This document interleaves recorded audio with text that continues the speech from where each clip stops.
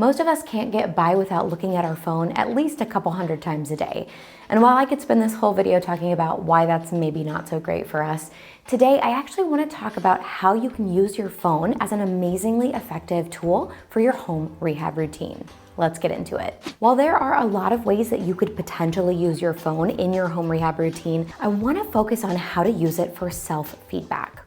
One of the main benefits of going to physical, occupational, or speech therapy is that your therapist can give you feedback on your exercise, activities, or movements that you're doing. And from there, they can use their expertise to guide you, create a structured routine, and then give you a just right challenge to help take your progress to the next level. But when you've been discharged from therapy and you don't have anyone giving you that feedback, it can be really hard to know what to do in order to keep making progress. Now, if you want to go ahead and jump to where I start talking about how to set up your phone for self-feedback and kind of what you're looking for, skip to this timestamp. Otherwise, hang with me for a little bit.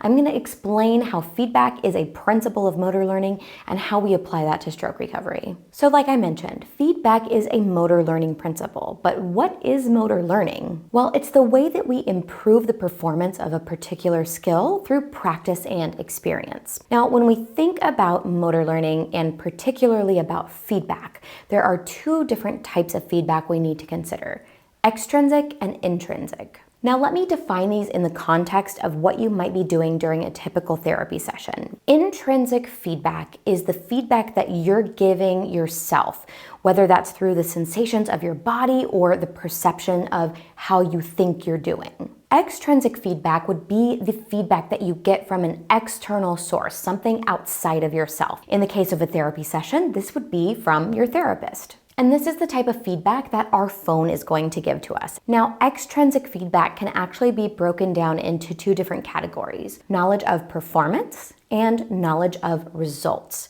And they mean pretty much what they sound like. Knowledge of performance is how you actually performed that activity, exercise, or movement. And knowledge of results is, did you meet the goal of what you were trying to accomplish?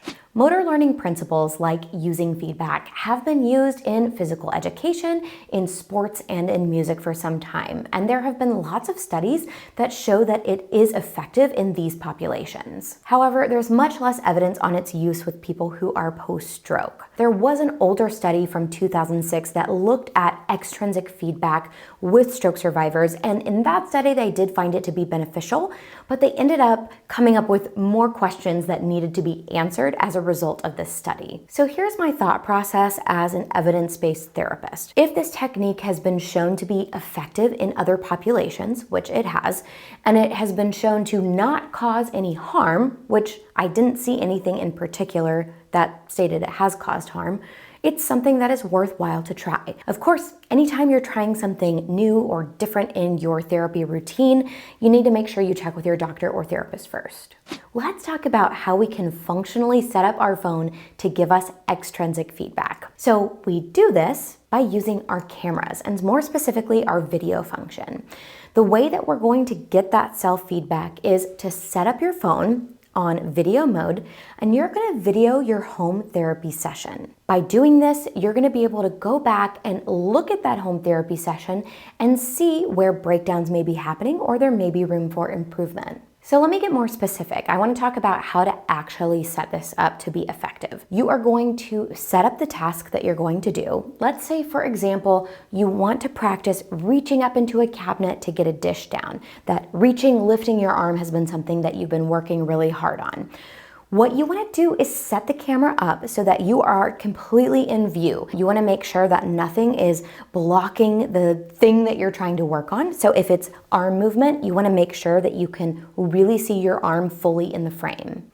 Once you've got your camera set up, you're going to hit record, and then you want to go through that activity, that exercise or movement in the same way that you do it without the camera pointed at you. So you want to go through however many repetitions and sets that you were already planning to do. When you finish with that therapy session, you want to stop recording, and then really importantly, you want to go back and review your footage. And this is key. You want to look at that footage from an extrinsic feedback perspective. What does this mean?